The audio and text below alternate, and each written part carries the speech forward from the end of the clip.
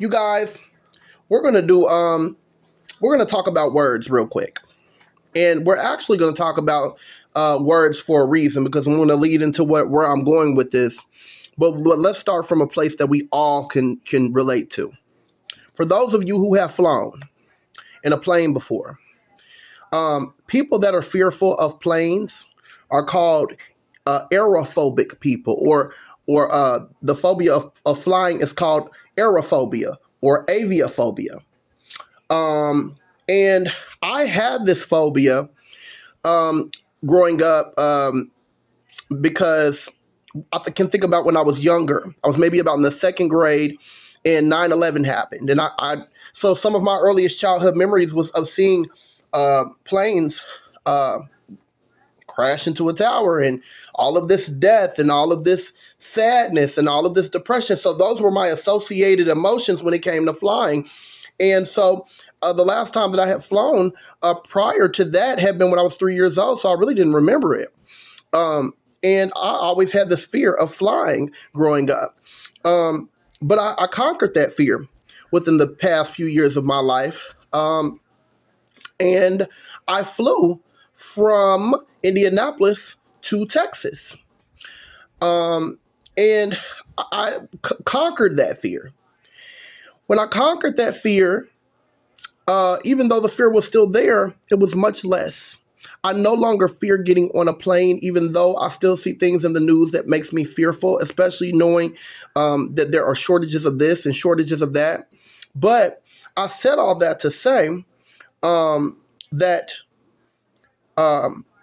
people that are homophobic or transphobic, a lot of them fear gay folks and they fear trans folks. But what you need to understand is that the violation isn't in the fear. The violation comes when you act on it. See, the difference between me being scared of planes and a person being scared of another person is that if I don't fly, nobody's really affected. There are other people that fly. Nobody's money is affected and things like that. Now, if both of us don't fly, then yeah, money's affected. But generally speaking, my fear of planes is not endangering anyone else.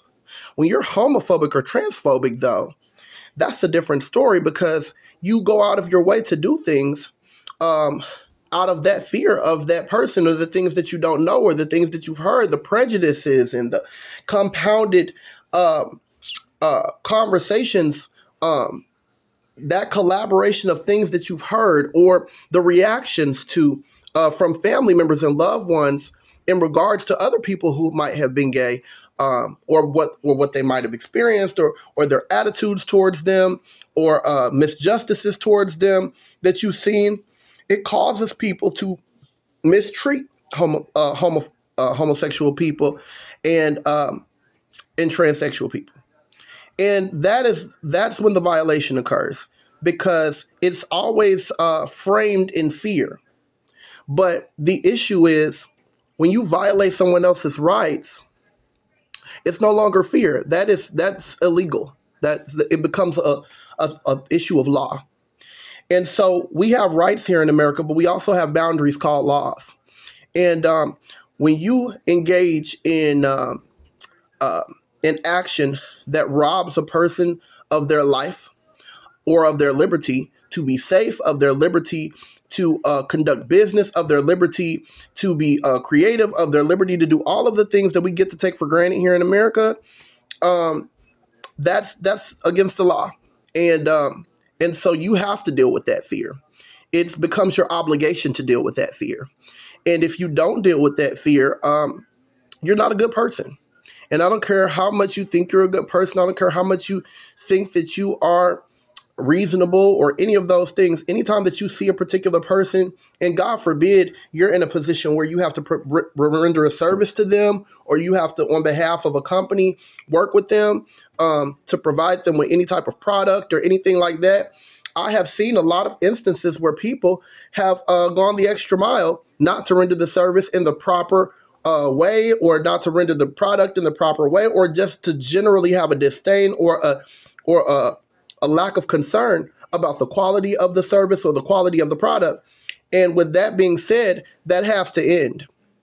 Guys, If you don't understand people, you've got to get to know them. You've got to connect with them. You've got to ask them about their story. You've got to ask them about their dynamics within their social circles. Try to understand folks to deal with that fear.